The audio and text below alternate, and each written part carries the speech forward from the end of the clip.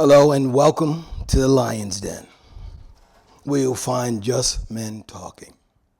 In our last episode, I had two young gentlemen come in and sit with us, and we had some very good discussions. Actually, it went almost an hour because the discussions were so ripe and relevant for what we were going through.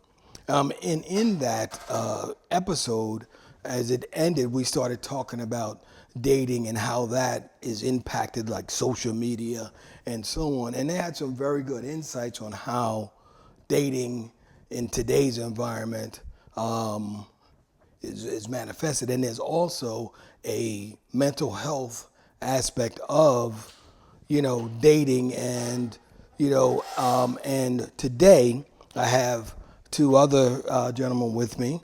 To my left, I have Edward Brown, the mayor of Upper Darby. Edward, if you could, introduce yourself, say a few things. Yes, I am Edward Brown. I'm proud to be the first black mayor of Upper Darby Township in its history. I'm also a cybersecurity engineer that works for Lockheed Martin Corporation, and I've been in that capacity for the last 21 years. Personal information, is that? No, that's good. That's right. And then we have a return guest, Michael White. Mike? Yeah, glad to be back. Second time on the Lions Den. Yes. And just glad to be back and glad that Rob feels that I have something to offer. So I'm here again, ready to give my input and see where this goes. Okay, welcome to the Lion's Den. I'm Renard. Here we go. Edward, what resonated with you that made you want to be a part of this podcast?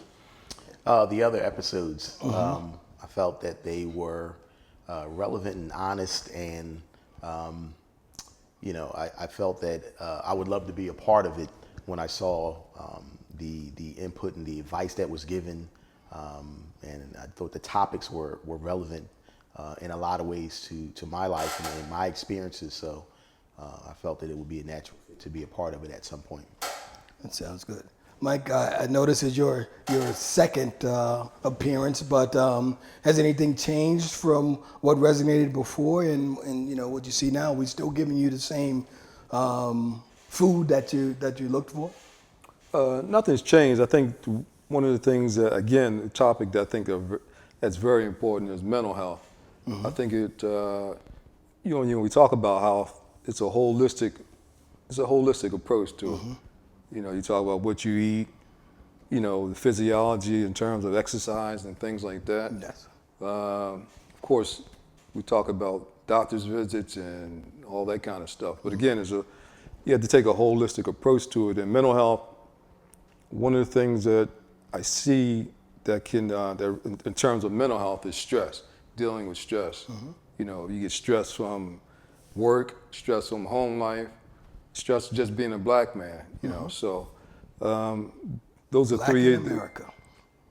Black in America, especially around this time of year, with so much going on with politics, Democrats versus Republicans and independents and all that stuff like that. But it's always an interesting topic dealing with health, especially when I'll be 63 this year, God willing, and once you reach a certain age, you start, when you're younger, you don't really think about health, but once you get to a certain age, you start noticing changes and things like that, and then all of a sudden, health becomes an important topic. So, Yeah, and that was one of the things that I talked about with the young guys, because they don't think anything about going to the doctor and this and that. They feel that I'm good. I wake up, I'm good, and and that's the end of that. No routine. So that actually segues me to Edward. Do you have a regular doctor's visit type of arrangements, like your primary care, dental, eyes, therapy? All of it. I'm regimented. I do it like clockwork, where I'll see my primary care physician, and dentist office. Everything. Get my eyes checked. All of it. I do that routinely because I think it's important. Yeah. Wellness is critical physical health, mental health, all of it, and that fits in with what I personally do, and I'm trying to expose the township to that. I have a mayor's initiative called Move with the Mayor. So we've done things like walking on the trails and experiencing the parks in Upper Darby. And we play tennis, so we did volley with the mayor. And we just did eat this past yesterday. We did eat with the mayor. So we, at one of our food banks, we had a nutritionist, and we talked about healthy eating and things like that. So, and then in a future iteration, we're going to have a mental health professional that will talk to people about mental wellness and things like that. So, and how do you get the word out to your public to come out to these events? Sure, we promote it via our social media, the township social media. We do flyers, we talk about them at our council meetings, and people are excited. They like the concept, and every week, I do it every Saturday. The turnout is bigger and bigger, and people can get in where they fit in. Some people like to walk, some people, everybody doesn't play tennis. We're going to do basketball, we're going to shoot with the mayor, so we do all of it. We try to do different things to attract different people. And if I remember correctly, you were halfway decent basketball. I'm not going to give you much on that. Some things never change, so the jump shot is still there. That's what it is. Yes. And Mike, I know the last time you said you did the same as well. You have your routine visits and so on. Yeah. It's interesting. He talks about when he mentioned dental health, and sometimes we forget about that. And I was actually a dental specialist in the military. But last time, I hasten to say this, but last time I went to the dentist I think I had an appointment maybe like a year and a half ago, and I haven't been back. But that's something, I'm glad you mentioned that, because I need to go ahead and make that appointment. Yeah. And the other thing about that too, he mentioned holistic. Your body is a holistic temple. I'm telling you, everything about that body, and I said this in a couple of the other podcasts, and I think I better look this up because I keep bringing up. You remember as a kid, you had that song, Your Elbow Connected and all that? I keep mentioning, but I don't really remember all of it, but what they talked about is the connections in the body. Right. And everything in your body is connected. I went to my eye doctor, and I said this in a couple podcasts where he was telling me how he can see from your eyes what's going on in your body. Wow. He said he sent people to the emergency room from his eye doctor's office and sent them in, because of what he saw in their eyes. Wow. Dental. It's linked to dementia, heart disease, and things like that. So everything is connected. So in order to make your temple whole, everything has to be investigated. You can't ignore any of it. You can't ignore any of it. So we sang that song as kids jokingly or just to sing along, but it actually had some very, very key points in there because everything is connected. And like you also talked about mental health. Mental health is major. It's a major factor in our well-being. So what do you do to maintain your mental health? Well, one of the things I do is, I play golf a lot. I'm also a musician, so sometimes I'll sit down and pick up the bass or whatever just to take my mind off for work or some other things that could be causing me a stress. Things like that. But I know you mentioned, we talked about, I don't want to, maybe we'll come back to this. There's a thing with anxiety, and I bring it up because somebody in my family recently told me that they're struggling with anxiety. And so I told him, I said, well, you can get therapy for that. Now you don't even have to, I remember Rob talking about, you don't have to actually go into physically be in an office, to speak with a therapist or anything like that. You can do that over virtually now. So telephone. Right. So, you're dealing with the stress, anxiety, you got to find ways around it, whether it be therapy or finding a hobby or whatever you do to take your mind off those stressful events.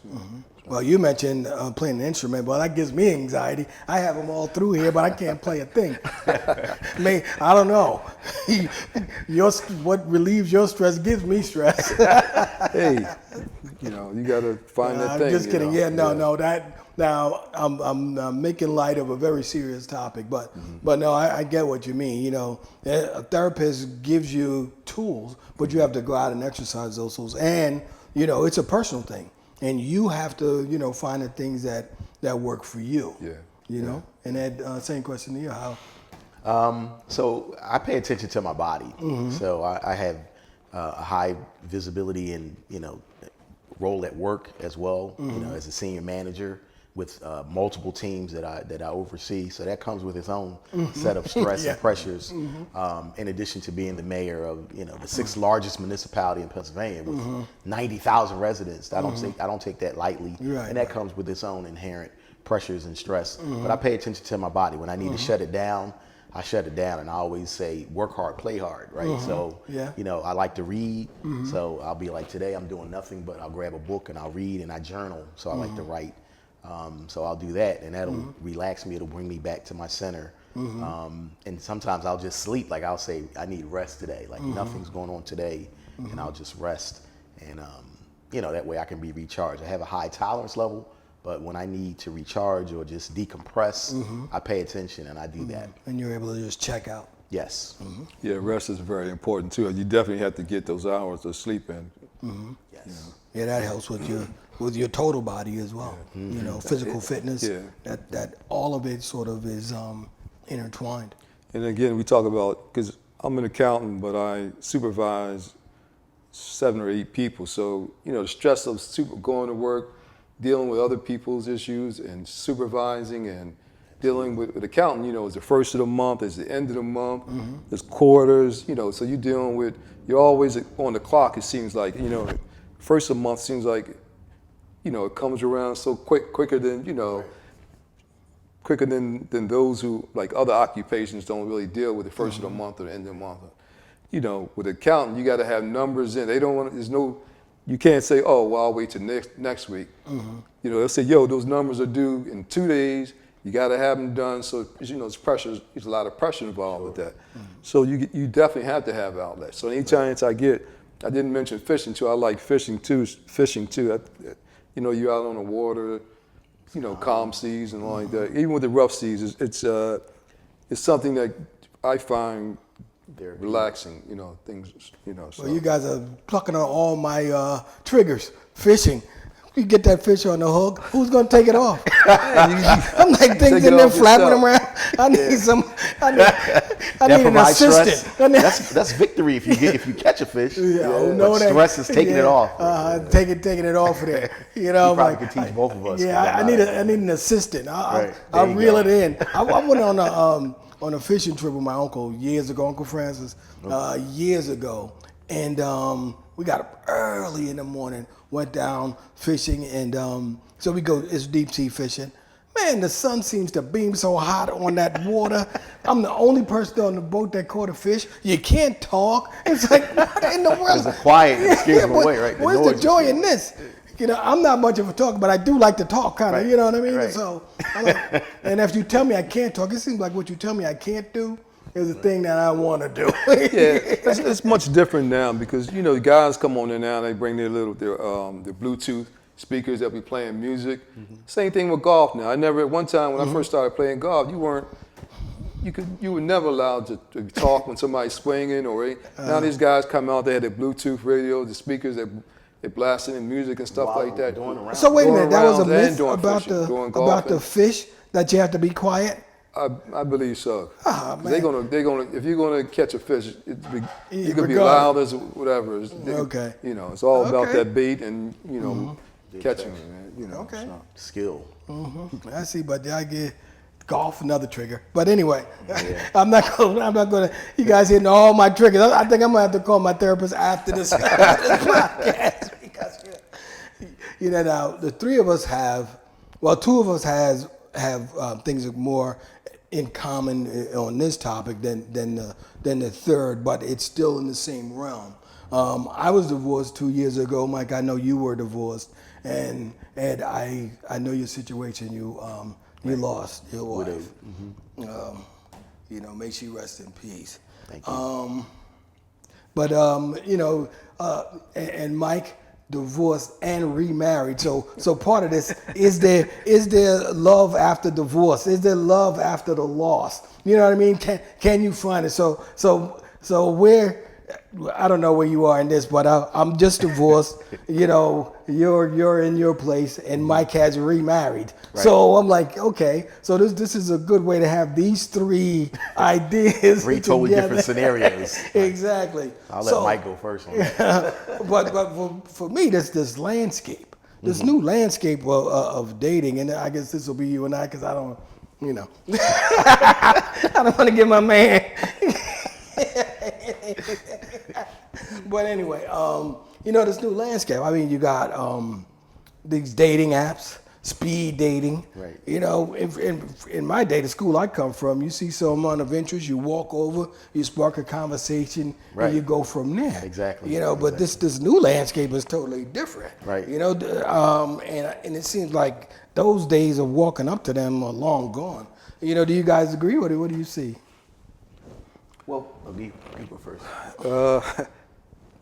I think even with, again, I was divorced, remarried, but even in this landscape, even marriage to a certain degree doesn't escape the social media world that we live in. I mean, you know, not necessarily, well, yeah, because you know, you got, you know, your partner, your wife, whatever, they're still looking at, you know, Instagram, they're still looking at TikTok, YouTube, they're still looking at all these shows, you know, wives of this, wives of that.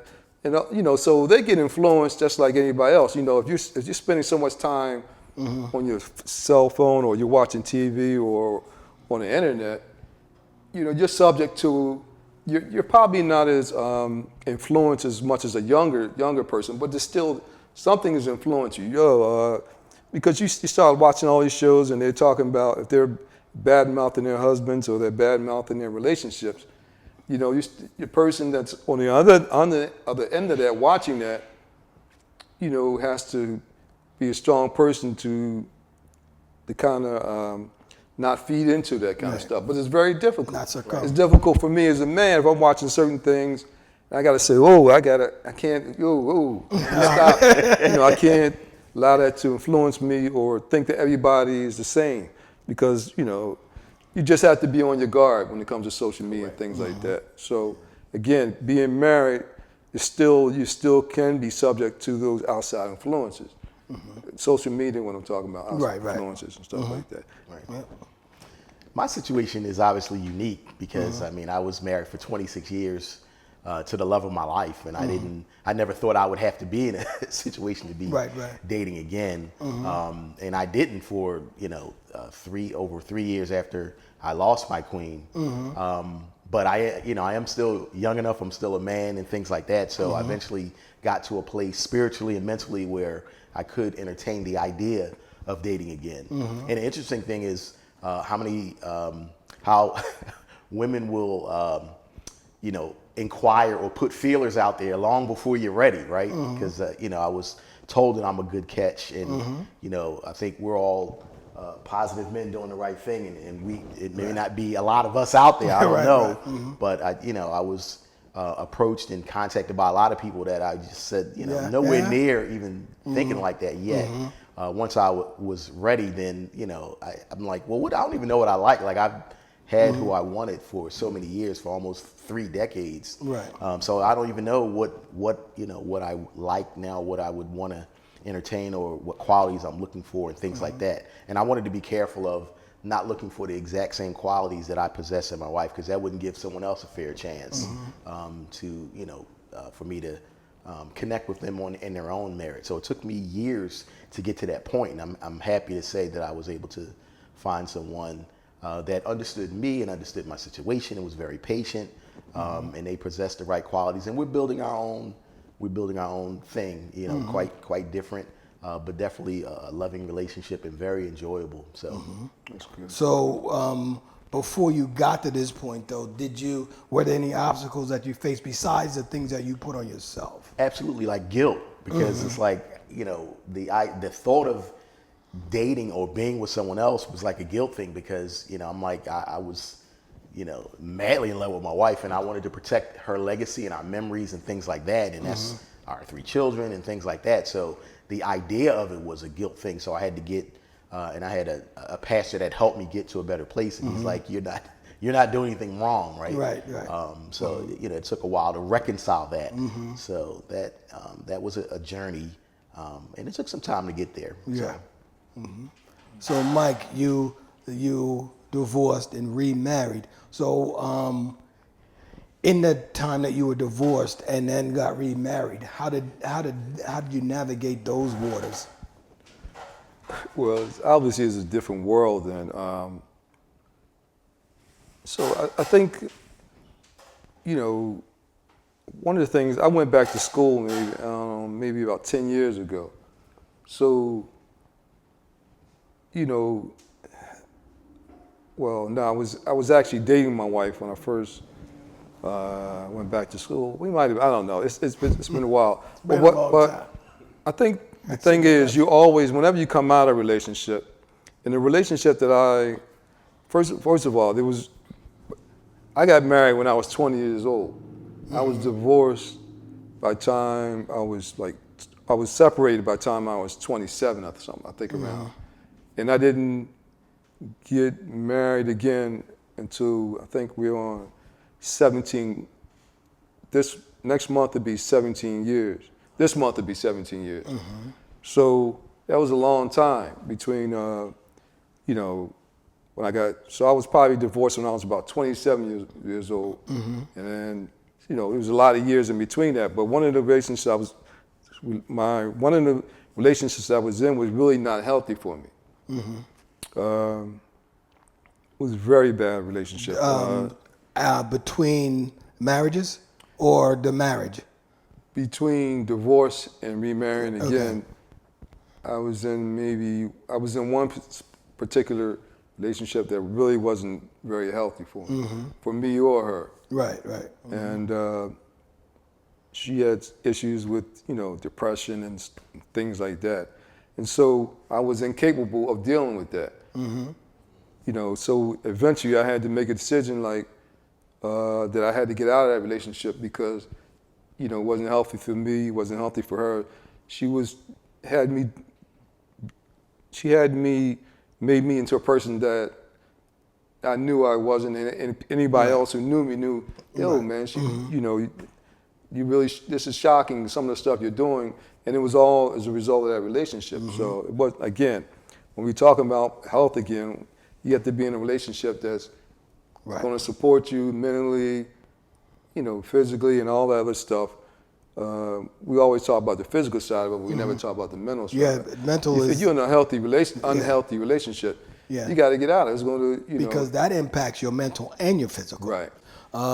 You always have to be true to who you are. And in my relationship, I felt that I lost who I was. I would look in the mirror and didn't recognize who I was. No one on the outside told me, you know, maybe they just didn't tell me, they saw it and didn't tell me. However, you know, I didn't recognize me. So I had to come back to being who I was. When you say you didn't recognize you, can you expound on it? What exactly? I'm talking about my behaviors, the way I was thinking, the way I was feeling. I wear my emotions on my face. So I look in the mirror and I don't see my bright smiling face. You know, I see a shell of who I am, who I know I am, you know. So in seeing a shell of myself, I'm like, this isn't me. I have to actually be true to who I am. So then I begin to do that, push forward. Conversations that we would have that I would sort of, you know, let her speak and not say anything, just let it go. Shut down. Yeah, I shut down and didn't allow myself to actually go back and voice my views. And what did that do? I internalized everything. So in internalizing everything, I'm suppressing. So what happens one day? It comes to a boil. Boom. Where you explode. You know, and now the argument that I exploded on the heat that I'm projecting, the crime didn't fit the punishment. Right. It was like the straw that broke the camel's back. Yeah. It was a small thing. Yeah. Just took you over the edge. Exactly. But I think as it relates to relationships, sometimes we see what we want to see, and then you'll acquiesce to certain behaviors for the sake of the relationship. Yes. And when you lose yourself in a relationship, it's Right. a wrap. It's really a wrap. It's really a wrap. Yes. You know. Yeah. So that was kind of, where things were for me. Now, do you feel that you brought baggage from your old relationships into your new relationships, which sort of blocks, or you're looking for this thing in the person and they're not giving you that, or they do this thing and it's a trigger and you're like, oh, wait a minute, this is the same thing all over again. I don't want to talk to you anymore. Anything like that. I think that's normal to a certain degree, that you're going to bring baggage or your experiences to your next relationship, because I think you're the sum of all your relationships and the sum of all your experiences. So I don't think you can suppress that. And I talked about having to get to a place where I wouldn't like compare or judge, a new perspective, love versus, my wife. So it took me a while to get there. But I still think even with that, like I would, despite my best efforts, I would have certain expectations, because my wife knew my thoughts, right? And she knew my tendencies and things like that. And I found myself not having a lot of patience, expecting certain things to be understood. But I had to regroup and say, that's not realistic. Exactly. This is a new relationship. This is a different person. They don't have decades of experience with me.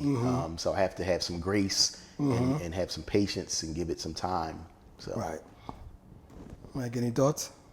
I think you do bring baggage over, but like any relationship, it doesn't necessarily have to be, your spouse or your wife or whatever. Sometimes it could be another friend of yours that you hang out with. Like, hey, we always, a lot of guys I know, we have like different sets of friends. Right. Like I got sets of friends that I golf with, sets of friends that are musicians. I have another set of friends that, I might fish with. There's ones that don't like, there's some that like fishing that don't like golf. There's some that aren't musicians. So I don't, I might hang around a different set of friends as a musician. But then you could have friends, like, I need to stop hanging around this guy. He's bringing me down, just from conversation, always, whether there's some negativity there. So you got to observe all your relationships, not just, the one, wife that I'm living with, whatever. I got to start examining all my friends and relationships and find out whether or not any of them are healthy. If anything, they should all be uplifting. You know what I mean? Right. So you got to start looking at all these things and, and making this, deciding whether or not it's even worth your time with her, or it's worthy, being that friend. So, especially when you get at a certain age, it's like, okay, hold on. Yeah. I don't need any extra baggage. You know what I mean? I just want to be at peace. Right. And then with relationships, you gotta learn to pick your battles. Not everything is worth really having a hissy fit over. You know what I mean? Sometimes you gotta just say, all right, when I'm dealing with my wife, all right. Like the other day, I was asking her, did she throw something out? I was working on the bathroom, and I'm stressed already because this project should have took 3 days, and it's going on day 7. So I said, yo, did you throw that bag or whatever out? She's like, no, I cleaned up, but I didn't throw it out. And I'm saying to myself, she probably threw it out. Yeah, before you asked the question. Right, so then I thought about it. I went and looked in his bag, and I found it. I said, oh, man. So I called her up. I said, I found the bag. I apologize. I'm the one that threw it in the trash. So things like that, you learn to deal with it. Right. At one time, I probably wouldn't have called her. I just would have been like, I ain't gonna tell her, I was the one, the idiot, to do the thing out, man. That comes with maturity and Right, self-awareness. it comes with, right. Now, So- see, and that just lends itself to all baggage is not bad baggage. Right. Just because you're carrying it in, that's because you carried it in a behavior that you knew of yourself. You just, you would accuse her if something's missing. You would accuse her. Right, right. And when you found it, you wouldn't be man enough to come up and apologize. right. So that's good baggage because you brought that in. Right, But right. then you've learned to say, okay, I did that. I apologize. Right. That goes a long way. Yeah. Communication goes a long way Yeah. in every relationship. Absolutely. So To Mike's point, he talked about friends and how they could give you baggage or bring influence on you, and that resonated with me because I had a friend that I used to play basketball with. That was our connection, right? We used to play basketball together. He's a few years older, so at some point he stopped playing. So then our connection was we would go to the Sixers games together. But he had other things that he wanted to bring me into that I wasn't into. He liked to smoke marijuana, never my thing, not something I wanted to be a part of. So we couldn't connect that way. And he had other things he wanted to do and expose me to, and I'm like, yeah. So I had to put some space between us and distance myself because the things he was interested in just wasn't something for me. Right. So, right, yeah, Exactly. yeah, that is true. You gotta pick your poison, so to speak. Exactly. And then just Exactly. kind of go through but we bring these baggage these things in like baggage we call them, and which are in technical and they're really triggers. Right. Because you see this behavior and and you quickly dismiss it, although you said that you don't, you didn't expect this new person to be the same as, your wife was. Now, I went out a couple times and I met this young lady, and this is the very first encounter. And so we're talking, she comes over and we talk a little bit. Now, 5 minutes in, she's telling me, oh, I have a house, I have this is what I bring to the table. All right, we're already talking about tables? I'm like, wait a minute, we just sat down. It's not an interview. Yeah, you give me an indigestion. That's stress, right? I can't deal with this. I'm like, it's too fast. She's giving you her personal resume right off the bat. Right off the bat. Yeah. This is what I'm bringing to the table. So that to me is like, I can't deal with that. I don't want to get into a place where I just met you and you're already talking about a relationship. I want to get to know you. You know what I mean? Because we not be compatible. I don't know, but that to me, that 5-minute conversation let me know that this is not the way to go. Right. So and then do you feel that like loving yourself is selfish, or it's actually what it makes you a better person to love, be loved, be a friend? Well, there's a difference between self-love and being just arrogant. You know what I mean? Like one thing. Why'd you look at me when you said that? So one of the things I tried to do, and I try to tell myself is, I want to have like a day where, and it sounds crazy, I guess they call them like, where I want to like self-care. So like sometimes I'll just sit on the couch and I say I need to soak my feet. I need to, I just need certain things. I might want to go get shape up, or you get yours every week or whatever like that. But it has to be something, whether it's from a health perspective too. You gotta, self-care, right? There's certain things. Like my wife goes to massages, and she always said, you want to go? I said, nah, I'm not really into massages or nothing like that. But I said, yo, if you want to, can I go with you to get my nails done or whatever, or whatever, some kind of way, because another thing, as you get older, you have to start paying attention to your feet. You have to start paying attention to, just whether it's, yoga, you got to do some kind of exercise and stretching. Stretching is probably the most important thing. The older you get, you find out that a lot of your ailments can be not necessarily cured, but they can be relieved through stretching. Like I was complaining, I was like, man, my shoulders are killing me. I can't get a quality sleep at night. My shoulders just killing me there. I was like, so I said, damn, let me get down. So I got down, I did some planks, I did some stretching, and the next day, the next few days, I did not have the issue with my shoulders. So I was like, man, it was really stretching. I just need to, because I was lifting, I would take some dumbbells and I'll be sitting there while I'm watching TV or whatever, dumbbells, but never, what happens is, you still got to do stretching. You're using certain parts of your muscles. That muscle is tightening. Right, you got to tighten. That was what caused, I found that was causing the issue, so I did stretching. So sometimes you got to set aside, like today I'm going to do fasting. Today I'm going to do just something else I do on occasion. I'll say, I'm fasting today. Or I'll make sure I'm going to get my stretching in, or I'm going to just sit on the couch and soak my feet. All that kind of stuff, because it just, I don't know, it's like what you call self-care. Women do it all the time. They go get their nails done, they go massages, they're doing all that, but men never do that. Right. We just plop down, or, we don't, think about those kind of things, Yeah, slow roll. So I think self-care is necessary. Yeah. And as you said, it can't cross into, arrogance or selfishness, but I think, healthy self-care is just, doing what you need when you need it, paying attention to your body, paying attention to your brain. And as much as my girlfriend likes me, she lives in New Jersey, I'm in Pennsylvania. If she could, she would see me every day. And I said, well, that's not quite what I want. Because sometimes I want nothing, right? I just want my space and my serenity and do my own thing. And I want to miss you, right? And I want you to miss me. Yes. There's something to be said for that. I think it's healthy. Balance is what I need at this stage of my life. Exactly.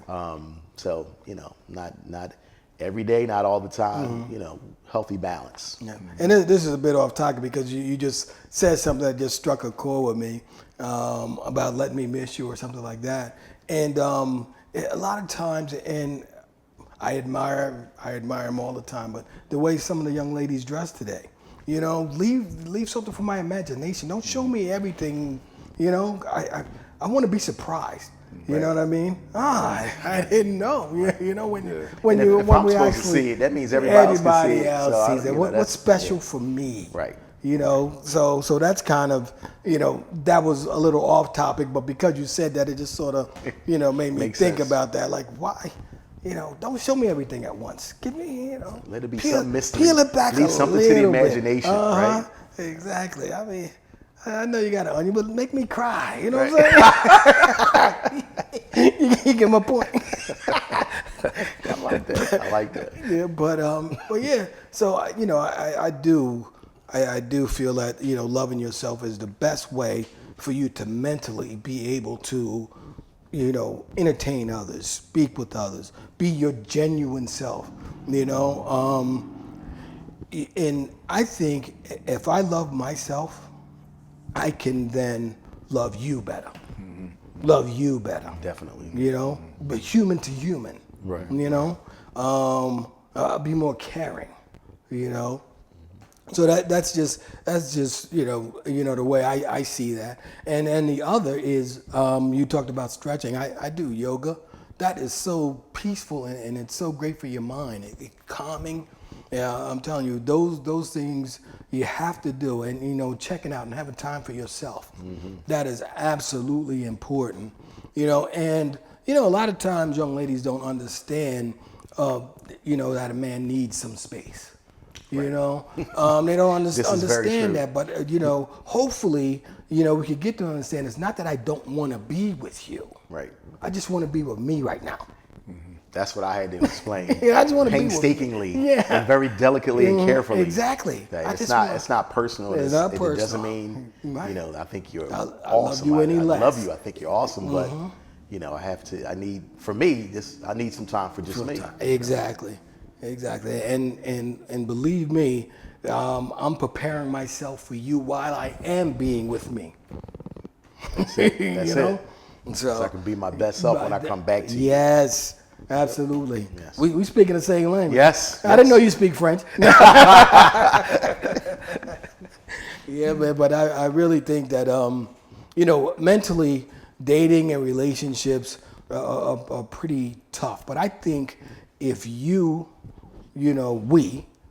get ourselves and love ourselves, because that's where we're at. We love ourselves. We could be better in all of these relationships, because first of all, if we're loving ourselves, we're taking care of our temple. You know, so we'll be pleasing. We talked about them pleasing to look at. We'll be pleasing to look at. Absolutely. You know what I mean? So They're visual too. yeah, yeah, exactly. And the way I care for myself, you know, being a spiritual man, you know, God says to nourish and love your woman as God did the church. All right. So in order to do that, you have to nourish and love yourself and take care of your temple. Then you can nourish and love her, and you know, we could walk through life, you know, skipping and, you know, having a storybook romance. They're writing stories about, they'll call you Harlequin, right? Isn't that the romantic guy? Harlequin romance book. Yeah. I'm dating myself there, but anyway. I know it. So we're in the same generation, so I know exactly what you're talking about. Any You final could thoughts? just said the Oh, lifetime. I'm sorry. Lifetime. Lifetime. Well, see, I don't Yeah, watch that's it. the current thing. Right, but he went back. You got female, you know, so you watch the Lifetime. I You don't know watch about that. Hallmark Channel and Lifetime and all that. Yeah. Nah, Sports Center, you know, football, you know. But any final thoughts? No, I think you touched on a lot of important things. I think, you know, self-care is important, because I think being in tune with yourself will allow you to be able to get in tune with someone else. Exactly. Because some people skip that first step when they're not in tune with themselves. Yeah. They want to try to connect with someone else when they're not in a good place themselves. So that makes it tough and it makes it more challenging. So if you have a good self-awareness and you are taking care of yourself, then you can say, okay, I want to connect with someone else and allow them to help take care of me, and I'm going to take care of them. Exactly. So, Because a relationship should be an extension of you. Correct. A relationship should not be toxic. It should be an enhancement, like you guys are enhancing each other's lives and you're moving forward. I mean, this may sound storybook, but that's what a true romantic life should be. Right. You know, when I come home to you, you come home to me, we're happy to see each other, we're pleased, we're enthusiastic. Right. You know, not, oh, he's home again. right. You know, any final thoughts, Mike? I know when we talk about health and we talk about mental health, I remember you were mentioning that with the Upper Darby, you guys have different things to promote health. I think if we all, even those who don't have health care, it seems like pretty much at least 3 or 4 times a year, there's always something giving free screenings, you know, for diabetes or glucose, whatever, blood pressure.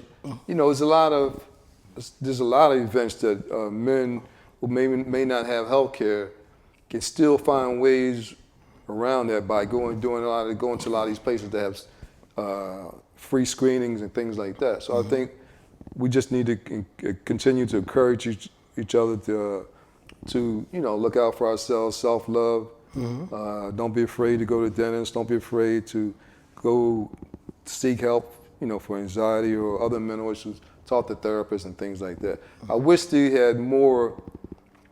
When we talk about free screenings and stuff like that, it would be nice if you had like mental health therapists or professionals that would offer that type of free services, and, you know, because it's like there's a lot of issues with domestic violence, a lot of issues with suicides, or the number of suicides are skyrocketing.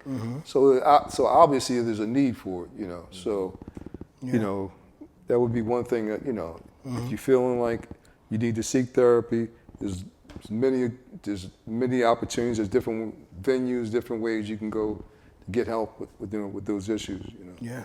And then, go ahead. I'm part of the Delaware County Black Caucus, and one of the things that we do annually is a men's health event. So it's strictly for men, and you know, we try to make sure it's African American men, and we have cholesterol screenings, blood pressure screenings. We have mental health professionals there to talk holistic medicine, you know, the whole 9 yards. So it gets bigger and better every year, but we try to have that. We make sure we have it annually to address it, to give people an outlet, because as you said, everybody, even ones that have health insurance, that's like us, we don't go to the doctor. No, you right? right, yeah. There's a stigma against mental health. Like, there's nothing wrong with me.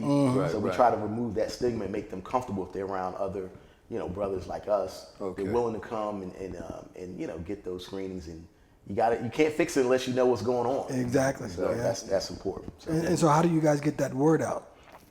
we promote it. I mean, through social media, through flyers, and everybody that's part of the Delaware County Black Caucus has their own network and circle. Yeah. So we invite, all of the different organizations and people we're connected to. We invite them.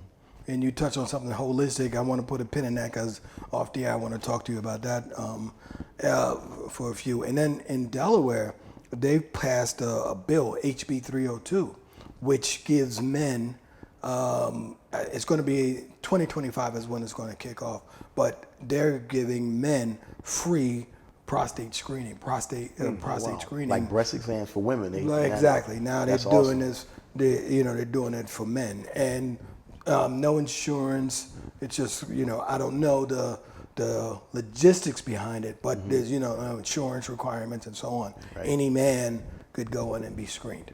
Well, there are tiers, of course, age 40 years old if you have family history, 50 years old. They have and- thresholds. Yeah, Okay. exactly. So it's tiered. That's awesome, though. Yeah. That should be a federal law, not just Delaware. I'm happy Right. Delaware is Yes, taking the lead on that. absolutely. And that's You know. that. Now, one thing that I had a couple episodes ago, I had some fraternity brothers in. It was Alpha and Omega, the beginning and the end. The bookend. Anyway, no. So what I talked to them about, and one of the initiatives that I'd like to come out of this podcast is to have Prostate Cancer Awareness Month. Just as the females have their breast cancer awareness month, we'll have a prostate cancer awareness month where there'll be screenings and so on. And that's national. I'm not looking for it in Delaware. I think Delaware is going to do its own thing. And I pray that other states adopt what Delaware has done. Yeah, and if that's they're awesome. already doing it, I don't know. So if someone out there's states doing it, I don't know about it, but it's a good thing. But let's see if we can get our governors and mayors and so on to talk and get Yeah. this thing nationally. I mean, just because you said that in Delaware, I'm going to talk to my 2 state reps and my senator in my area and say, hey, this is what they're doing in Delaware. Yeah. That should be everywhere. Because if you stand still, you get left behind. Delaware's moving. Yeah, yeah. Yeah, so that's one of the initiatives. I want to have like a grassroots movement and just sort of have I like that idea. have a prostate cancer awareness month. Yes. Because this whole podcast began because I had prostate cancer, and I don't know where it came from, but I'd say because I'm a faithful man, so I believe God put this on my heart to do and to go out and and tell everyone about my journey. And hopefully my journey will help someone else to go. And from this thing, though, there were many people that came back and said they got screened and so on and so forth. So Excellent. So it's all good. One last question I have. If you talked about people that came to you during, shortly after the passing of your wife, trying to start a relationship or a conversation or Or what at least have put you. their bid in. Put their bid in. So, those people coming in, do you feel it's rude if someone comes into you and comes to you and you're not feeling them, or after a few conversations you don't feel them, to just tell them that, or or do you feel it's more of a issue if you just string them on and not let them know that you don't have an interest? No, I mean, I was very candid with when approached and say, like, I'm not there yet. I'm not ready for that yet. But there were some that I, said, thank you, but no thank you, in a tactful way. Right. Where it's never going to happen, no matter how much time passes. But, in other cases, I just did say, and different people are more aggressive than others. So that was off-putting. Some people, that were aggressive and really adamant about, make sure you contact me, when you. And I'm like, that's usually not my approach. I'm more of a traditionalist. I will seek and search and do my own thing. But Right. So yeah. Mike, what do you think? You think it? Well, I'm married, so I don't envy you guys. Yeah, no, I'm talking about before, and I'm not. Yeah, Right. I know you're not out here.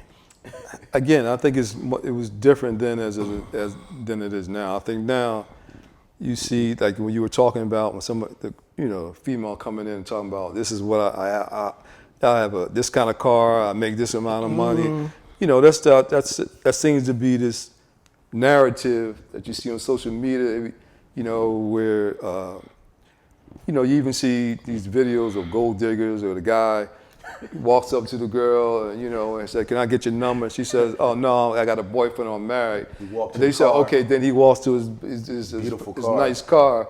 And then she comes back, "Oh, Yeah. hold on, I didn't know, just your car, or whatever." Yeah. Or you got women that's saying, like they had the podcast where the woman was married to the guy, kind of found out the guy wasn't who he said he was, and now she's saying you need to check into the background of every guy, and not to say that that's wrong. It's wrong, but it's a whole different world now. Yeah.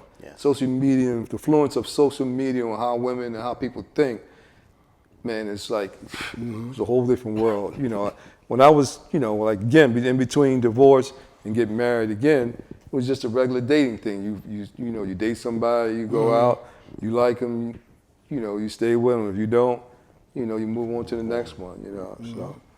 So. Again, I don't envy you guys, but at the same time, again, marriage is a relationship. Is a tough relationship. You guys, you already talked about it when you were in marriages. Whether you love the person or not, it's just ongoing. It's an ongoing struggle. You got to keep working at it. Keep working. Yeah. At it. Yeah, cultivating it. Yeah. Yeah, man. Really good, really good. So the whole theme here, I believe, is, loving yourself. Do the things to make yourself better in terms of your physical, mental health, and be aware of what goes on in your body, because your body is going to talk to you and tell you everything that it needs. Everything. It tells you when it's hungry. You got a headache, something's going on. You got an ache, from lifting weight. Your muscles telling you, look, you got to stretch me out. So your body talks to you, listen. And that's what we have to do. I also think that bringing people together is what we need. We need more togetherness. I saw on social media a bee got caught in a spider web. The other bees around that came back and helped the bee free himself from the spider web. So that if that's what I believe, that's what we're here for, to help each other. When you see a man down, help him, and dust him off, And finally, excuse makes today easy, but makes tomorrow hard. Discipline makes today hard, but makes tomorrow easy. What type of person are you? Thank you for sitting with me today in the Lion's Den. I'm Renard. Peace.